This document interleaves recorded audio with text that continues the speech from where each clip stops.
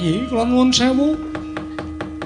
Kula ingkang paripaksa ngladosi menawi dados keparingipun Nyai Samyaji. Koko Prabu kula sampun mangertos.